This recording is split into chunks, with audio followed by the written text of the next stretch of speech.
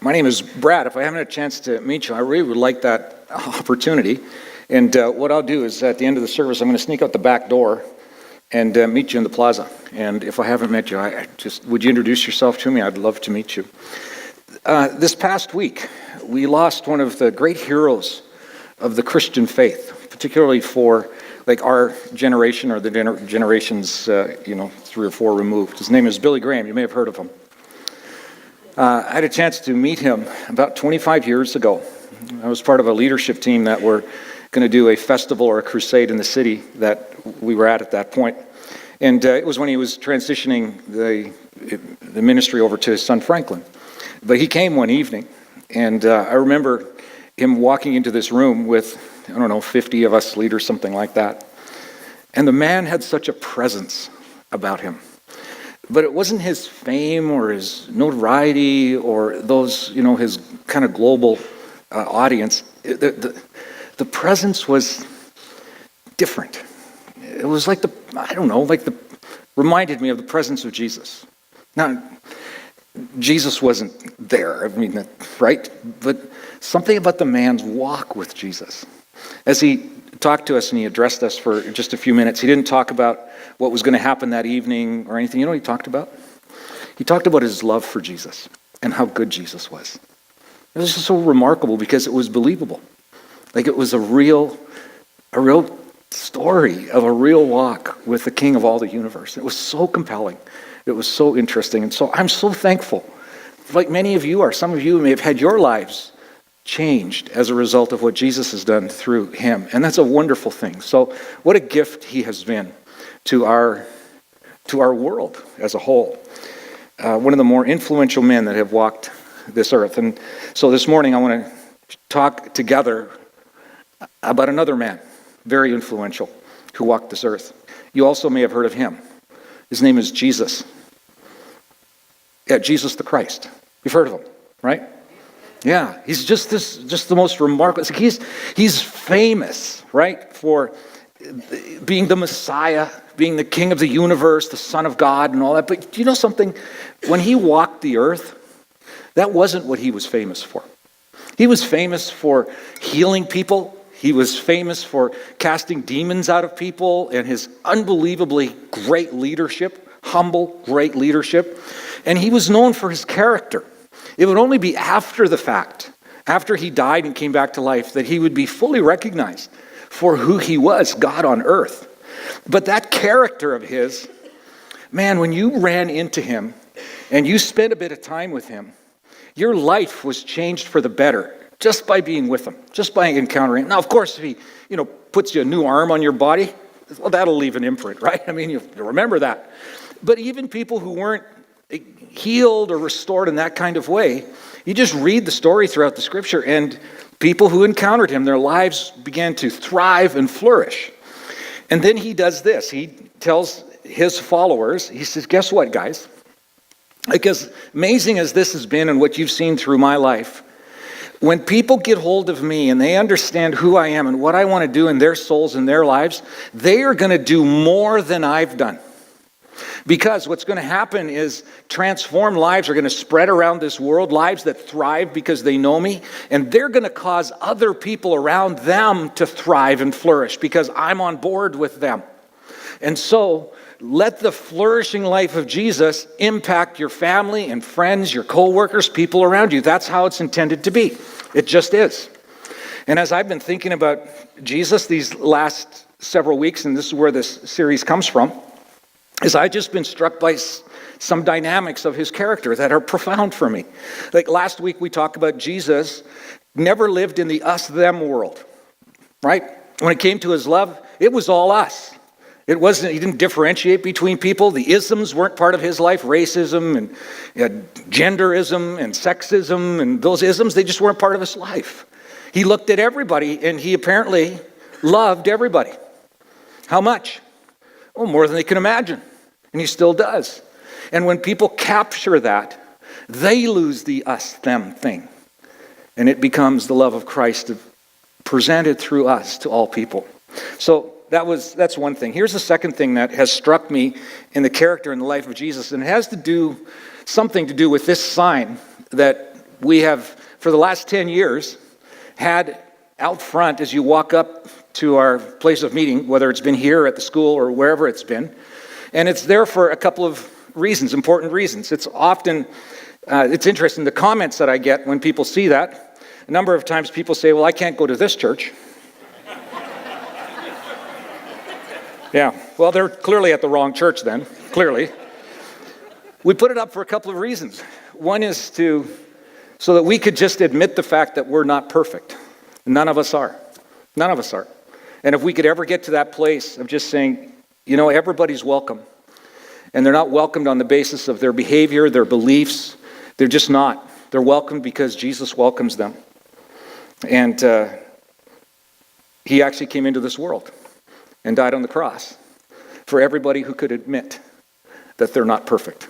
That's a reminder of Jesus' death and resurrection for all people, because actually none of us are perfect. Well, there's a second reason that we put it up there, is to remind ourselves that we live in a faith community that isn't perfect.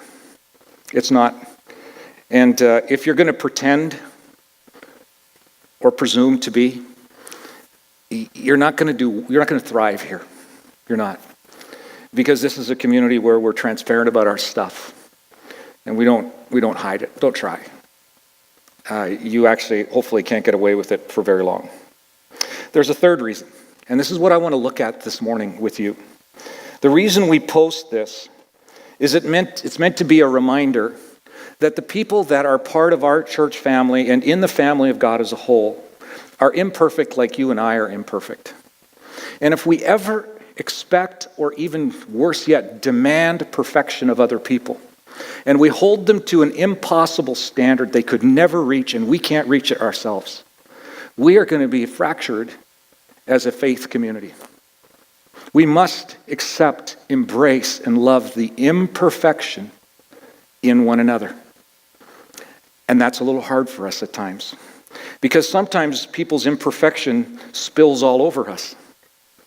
And they hurt us, and they disappoint us, and they frustrate us. But here's the beauty of Jesus. He experienced that very same thing. And it appears by what we see that his character and who he was so compelling and attractive that people gravitated to him because of this reason, that you could apparently not offend this guy. And many tried. Many people said things and did things and encountered him in ways where they tried to offend him purposefully. Some did it accidentally. And if you look at his life, you'd go, I guess the guy's unoffendable.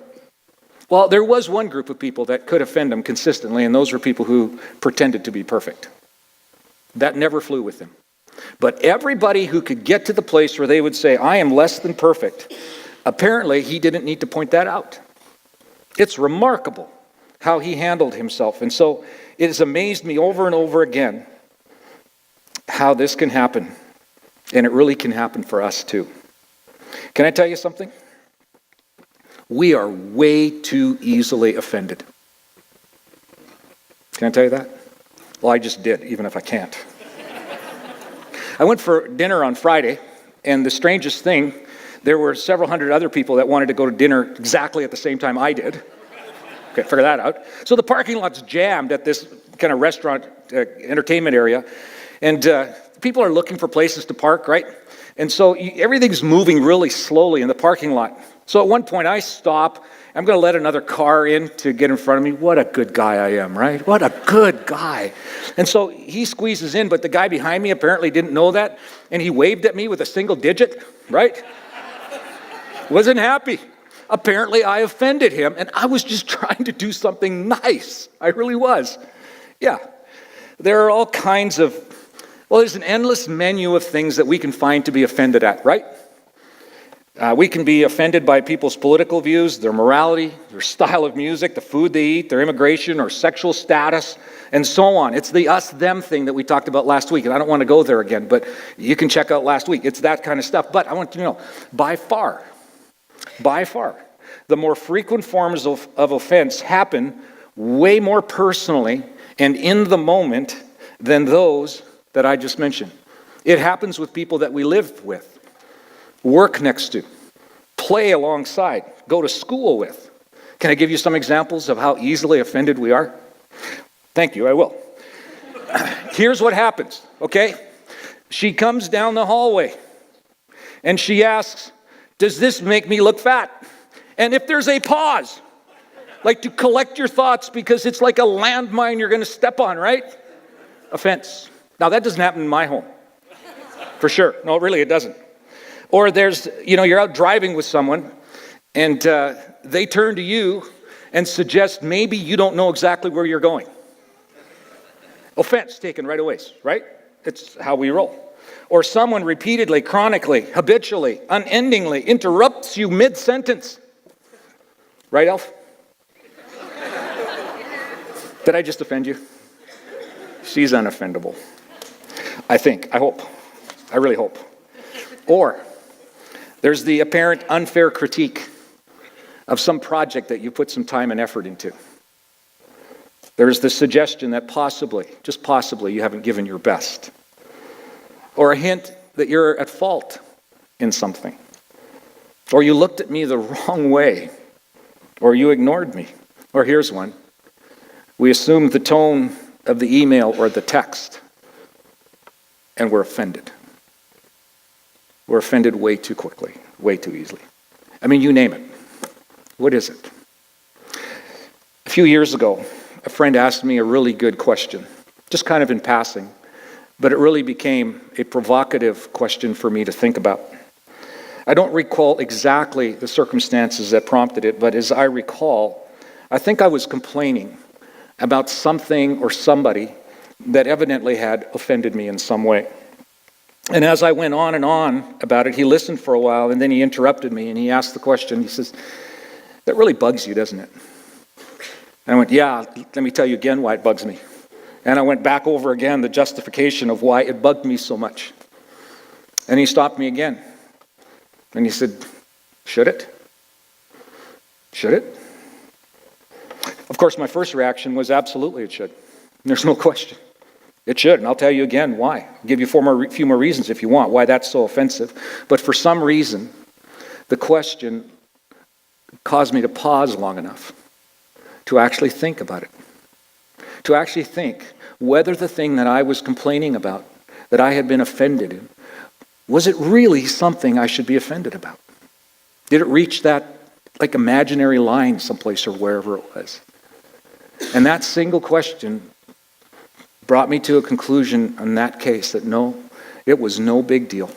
It really wasn't. It did bug me, but it shouldn't bug me. So I want to ask you those questions this morning. It's kind of like the list we did last week of who's the us and who's the them in your world. Can I ask you this? What bugs you? That might be a lunchtime conversation today, or maybe later this afternoon or this week, or even the people you work with. Just sit down together, or maybe by yourself in a moment of reflection and goes, like, what bugs me? What agitates me? What irritates me? What causes me to complain? Like, what is it? And then for every one of those, ask the second question. Should it? Is that the effect it should have on me? Should it bug me the way that it does? Now, you're going to conclude probably that there are some things on your list that should bug you. They really should be. Some injustice in this world or something along that line. Those things should always bother us. My guess, however, is that with a pause and some reflection, many of the things that bug us, we actually would say, you know something? I don't think that should bug me. I don't think it should. So to help us with this, I want to look at an incident from Jesus' life that just might help us narrow the categories of what should bug us. And I hope that we'll be able to see how profoundly attractive Jesus' life is, because his list of things that bug him is very short. It's profoundly and amazingly short. And it's no wonder that people, as they encountered him, flourished and thrived when they were around him, because evidently their imperfections didn't bug him either. It's really quite amazing. So here's the incident. It's taken from Luke chapter 7. It's going to come up on the screen, but I'll explain a few things along the way. It's just really a few verses. So Luke 7, verse 18 starts this way. It says, the disciples of John the Baptist told told John about everything that Jesus was doing. Here's a little bit of background. John the Baptist was Jesus' cousin. He was about 6 months older than Jesus, and he had been given the task, the assignment of letting the whole world know that the Messiah was coming to the scene, was on the job, the one was coming, the one that would release and free Israel from bondage and would bring hope and salvation to the world. And this was his announcement. He had come into the world quite an extraordinary way. His parents had had some fertility problems. Doctors hadn't been able to help them with, and by the time they get to old age, fertility is not just the problem, old age is the problem, and they can't have children. But an angel comes to John's dad and says, God's going to change all that for you. You and Elizabeth are going to have a baby. And no doubt his parents had shared that with John. And John knew he was a special guy, that God had placed his hand on him in a certain way. And not only that, John was aware from his own personal encounter with God that he was unique and he was special. And he was the one that was going to announce to the world that the one was here, that he was on scene. At the point that we pick the story up, however, it's later on in John's life, and things have not gone that well for him. At times they have, but not toward the end. He's actually languishing in jail when this part of the story comes about. Why is he in jail? Because he was offended with something. Rightfully so. King Herod, or King Antipas, King Herod's son, had kind of had his eyes on Herodias, his brother Philip's wife. And they kind of struck up a love affair. They have this adulterous affair going on, and ultimately Antipas marries Herodias, which was vile and despicable by God's law. It wasn't to happen. And John is offended with it for the honor of God, and he talks to the king and he says, dude, you're out of line. Now, you don't tell the king that, because it's going to go badly for you. And it goes badly for John. He ends up in jail. That's right, in jail. Actually, he's going to lose his life. He's death row. He's not going to get out of jail from this. This is what has ended him up in jail. Now, the king's problem and offense was with John, not his movement. So John's followers still had the freedom to go about what they were doing. So at one point, it appears that John, while in jail, invites some of his disciples or his friends to come see him because he's heard rumors. He's heard stories from people about Jesus and what he's doing, and John's offended with what Jesus is doing.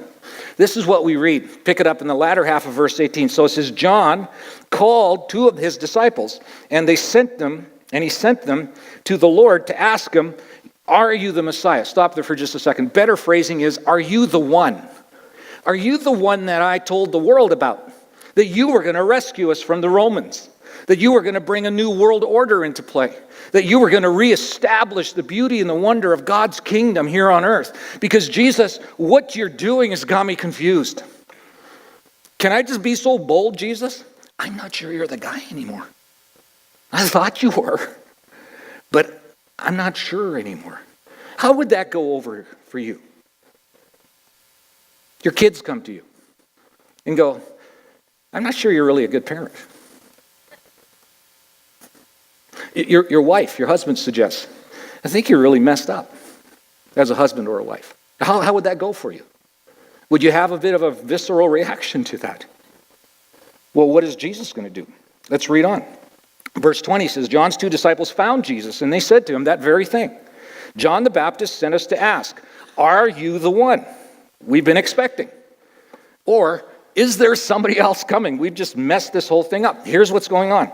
John is more than a bit offended for two of the same reasons you and I get offended. Here they are. Number one, John is in a difficult spot. He's tired, he's weary, he's afraid, he's facing death, difficulty, sorrow, and sadness. Do you know that your offense quotient goes up when that's what you're experiencing in life? It just does. John's experiencing a very human kind of thing here. It's what he has to deal with. He's easily offended because of his pain and his fatigue. Here's the second reason why John is offended and why we are. Someone in John's airspace is not doing what John is certain he should be doing. And he's not doing the things that John is certain he should be doing. Every single time you've been offended, it's around that one. Someone's different than, says something different, unexpected, shouldn't. you're not doing the right thing, you're doing the wrong things. That's what offends us. We're offended when people close to us don't do what we want or do what we don't want them to do. So what's going on that John is so offended by Jesus? Well, the one that John has announced isn't acting like John thinks the one should be. In John's mind, Jesus should be more of a warrior. He should be fighting on the public stage for the freedom of Israel. Jesus should be using his miracle-working power, his intelligence, his public following, and the authority that God has put him to crush the Romans, to free the Israelites. Just like Moses freed the Israelites from 400 years of captivity with the Egyptians, that's what Jesus should be doing, and he's not doing it. Instead, Jesus is spending all his time with the weak, the poor, the marginalized, the powerless, and even despicable sinners and tax collectors. He's never going to change the world by hanging out with people like that in John's view. It's wrong. You're wasting your power and your time.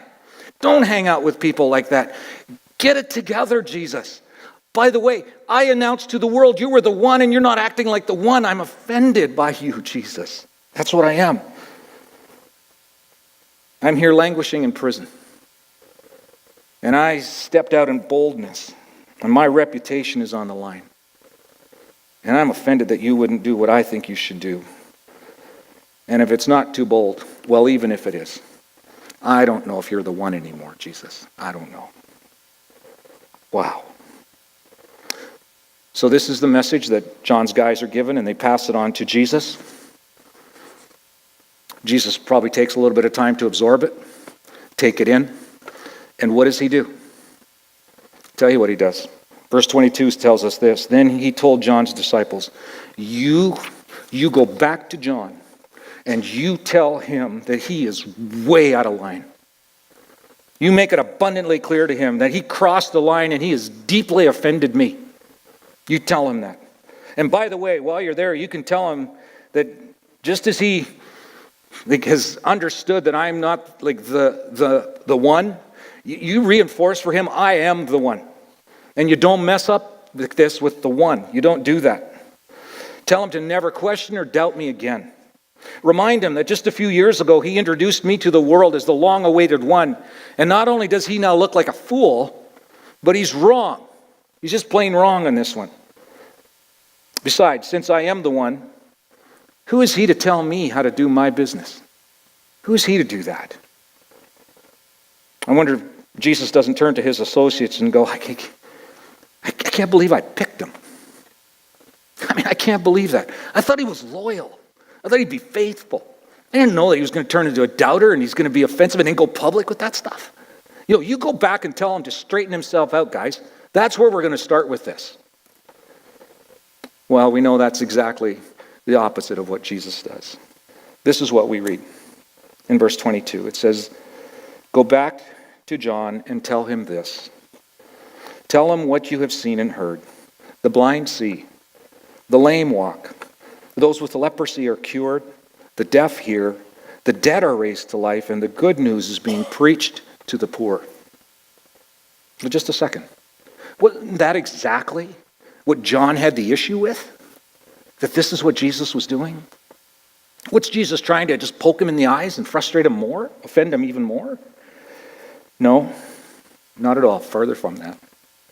Jesus is kindly trying to help John with his doubts about him and who he was. He has not lost his confidence in John, in spite of John's offensive words. He finds no need to correct or scold John with harsh words. He doesn't defend his own actions. He simply reaches back into information that John already had on board. He just needed to be reminded of it gently, not scolded. You see, John isn't sure that Jesus is the one, but John knows that he is. Because John was raised with the Hebrew Scriptures. And one of the prominent prophets 800 years earlier was a guy by the name of Isaiah. And no less than 4 times in Isaiah's account of his life on earth, Isaiah will say almost exactly, or some version of what Jesus has just said. Tell John this is what's going on. Poor people are being cared for. Lame people are walking once again. Dead people are coming back to life. The marginalized and the poor and the weak, they're being strengthened, they're being encouraged. You tell them that. And I think that would have reminded John, oh my goodness, I didn't understand it. I'd forgotten that the one that I introduced wasn't going to take over the Romans, wasn't going to just establish a new world order. He was going to come as one that's doing exactly what he's doing. I misunderstood it. It's a wonderful thing to be reminded of something we already know that flies right in the face of the very thing that offends us. You see, sometimes what bugs us is something that someone does to us, so we react to that one thing, forgetting the wonder of who they are as a whole person. Jesus does not forget that about John. He does not lose his confidence in John. Because of one doubt, Jesus is not offended. Jesus remembers who he is and what he knows, and he reminds him of it. So I want to ask you, what bugs you? Should it? Does it reflect the deeper character of the offending party? Can you look past that one and see the deeper person? Just a week or so ago, I was listening to someone, we'll call him Brad. And he was complaining about something someone, we'll call him Mike, not his name, had done that had offended Brad. I listened for a while, and then I asked Brad if he remembered what he had said about Mike just 2 days earlier, about how he so appreciated and loved Mike for who he was and the character that he exhibited, and how by using his gifts and his abilities, he had enriched my soul and my life so profoundly in wonderful ways. You see, what I needed to be reminded was that that momentary thing was not going to trump the bigger part of who Mike was. You see, that Brad was me. It was. Jesus does this so magnificently. He knows John. He loves John. This is what he says to John in verse 23. He says, and then add this. He adds this. Go tell John that God blesses those who do not turn away because of me. What's he mean? Well, the actual Greek word for turn away is skandalon. We get the word scandalous from that. What Jesus is saying is God bless those who aren't scandalized, or more literally, they aren't offended to the point where they reject me because of me, is what he's saying. And John, I know you haven't rejected me to the place where you have wiped me out of your life. This simple reminder of what I've just given you is going to restore for you what you already know. What grace, right? What kindness from Jesus in the face of being potentially offended. I know the things I'm going to do and the things that I say and have done are offensive to many people, John, Jesus might say. You're not alone. And I can understand why you would be upset. But I want you to know that God blesses those who hang in there in spite of their doubts and frustrations, even through their doubts and frustrations. I get it. Your Heavenly Father gets it. I believe in you, John. I believe in you. Just remember who you are. Remember who I am. John, you can ask all the questions you want. I'm not offended by those questions. So I want to ask you, what bugs you? Should it? Can the people around you question you without you being offended? Can they do that? This is how non-offended Jesus was by John's public questions and doubting. It's marvelous. It's fantastic. If you just bring ahead 5 verses to Luke 7:28, you're going to read this. This is Jesus' response. Once he dispatches those 2 back to John, he turns to everybody else and he says this in Luke 7:28. I tell you, all who have ever lived, ever, across the scope of humanity, none is greater than my friend John. Nobody's better than him. Nobody is. I love that man. I love him. Yeah, but he just questioned you, Jesus. He just was pretty, in your face offensive. I love that guy. I love him. And I can overlook that stuff because I know who he is at a deeper place. Rather than be offended or either just be silent or worse, take a verbal shot at John, he says, I love him. Well, Jesus, just a second. You can't let that kind of John behavior get out of control. There's other people watching. What if other people do that? You got to nip that stuff in the bud. They got to know there's consequences for saying those kinds of potentially offensive things. Jesus, you're just letting him off the hook. More than letting him off the hook, I'm praising the guy. Try that one the next time someone offends you. Rather than take offense, why don't you brag about them? Why don't you think about the deeper character that they have and tell someone how fantastic they are, how good they are, how well-meaning they are, how out of character that might have been. But you're for them, you're with them. It doesn't wipe them out. It doesn't write them off. You're not offended by that. It's what our King does. And he does it to us. It's a marvelous, marvelous thing. Many years ago, I had asked a pastor friend to teach for me one weekend. The following week, a person from our church asked to have lunch with my friend and myself because he wanted to talk about some of the content of the talk from that previous weekend. So we went for lunch together, and as we sat together, the man said some really harsh things about my friend's teaching. I was embarrassed. And I tried to defend my friend from the unfair criticism. My pastor friend simply listened and asked a few questions.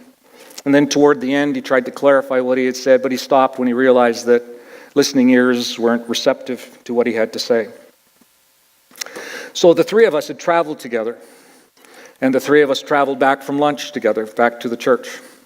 There was a little tension in the car, a little tension. When we arrived, we pulled into the parking spot, and I was scrambling for something to say, something that we could leave the conversation in some form of peace and the tension would be gone. I wanted to correct the man from our church in front of my friend so his honor would be there. I wanted to apologize to my friend, but I wanted to be kind to the man as well. And so I'm thinking what I could say. And before I could say anything, my friend who was sitting in the front, pastor friend, turned to the guy at the back and he said, can I ask you, would you pray for me? Those things that you've mentioned that I didn't communicate well, I want to communicate well. Would you pray that I could communicate well and do this well? Would you pray for me? The guy kind of stumbled through the prayer, did the best that he could, but clearly it was caught off guard a little bit. And then my pastor friend turned and prayed for him. And he prayed God's blessing on this man. That Jesus would reveal himself to him, that he would know the love of Christ, that he would rest in it and delight in it, that he would be blessed and he would prosper and he would do well. He just prayed this blessing over him. I can't remember what happened after that, but I know the impression it left in my heart. Where at the end of that I said, I want to be like my friend. I want to be able to hear anything that people would say. And just have my soul so full that it wouldn't bother me, wouldn't bug me. And I could be gracious and respond with the kind of favor that he did. And this is what Jesus did. No wonder people wanted to be with him, right? No wonder their lives thrived when they were in his presence. And he turns to us and goes, the people around you will thrive. They'll flourish if you'll live with offense the way I live with offense. And if that wasn't enough, that's staggering in itself. Take you all the way to the end of Jesus' life. He's hanging on the cross. Remember that part, right? He's stripped naked. He's got a crown of thorns on his head. His back has been lacerated. He's bleeding. He's dehydrated. His blood supply around his heart is limited. His lungs are screaming for air. And if that wasn't enough, people at the foot of the cross are cursing him and they're mocking him and they're throwing tomatoes at him and they're telling him he's a weakling and he's a failure and they spit on him. Can you see all that? Remember what Jesus says to those people? He looks at them and with tenderness, I can only imagine it's tenderness. In Luke 23 we read this. Jesus said, Father, would you forgive them? Now, come on, that's staggering right there. That's not just pie in the sky, isn't that cute? No, that's not. That's amazing. But you know what's even more amazing? Is why he asked his Father to forgive them. Because they don't know what they're doing. Are you kidding me? They knew what they were doing. They wanted to get rid of him. He had offended them by saying that he was the Son of God. He was the Messiah. He was the Redeemer, the Forgiver. It was all in him. He had come from heaven as God to be incarnate as a human being. And they were horribly offended with him. They knew exactly what they were doing. When they threw insults and they spit on him, put a crown on his head and lacerated his back, they knew exactly what they were doing. Or did they? Or did they? Do you think they really knew that it was God himself hanging on that cross? Do you think they understood the implications of what was happening right there, that the sins of the world, their sins were being paid for right in front of them? Do you think they knew that? Do you think they really knew the implications of who they were spitting on? I don't think they did. Because had they, I can't imagine a human being alive that would do that to God himself. They didn't know. How many times are you and I offended by somebody who just doesn't know what they're doing? Oh, come on. They do it purposely at times. Yeah, they do. But you know, more times than not, if they knew the damage that was doing to their own soul, the damage it was doing to their own heart, if they knew the damage that it was doing to the people who are watching them do it, to their children, to their parents, to neighbors, friends around them, if they caught on that they were dishonoring the love that Jesus has for the people they're doing it to, if they got it, if they understood it, do you think they would do it? I don't think so. We need to be less offended because there are people around who just don't know what they're doing to us, and we need to be among the people like Jesus that can go, Father, forgive them. They really don't know what they're doing right now. And I can overlook it, and it's okay. Because you looked from that cross at me, and to me with my name, you said, Father, would you forgive Brad?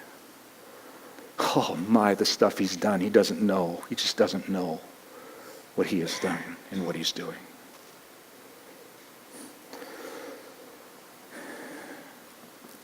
For me, if I can speak really personally for a second,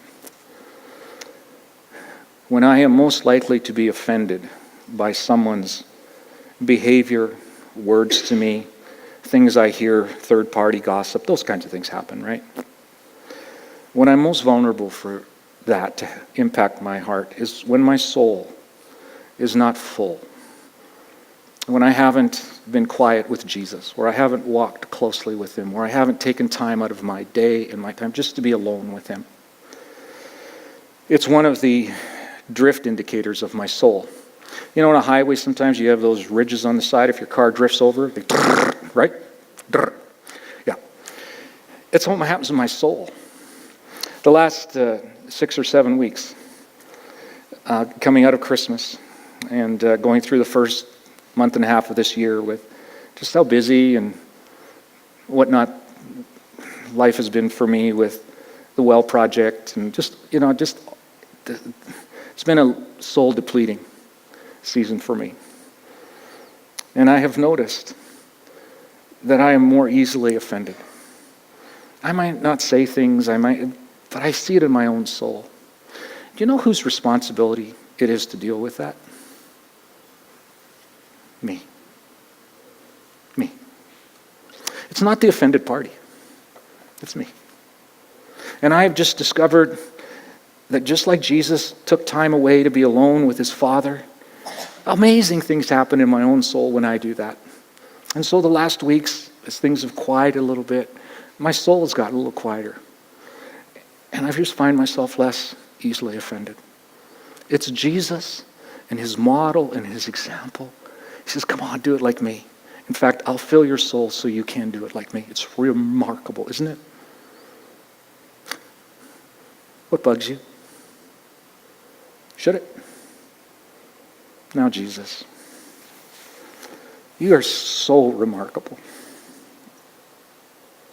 You're so amazing.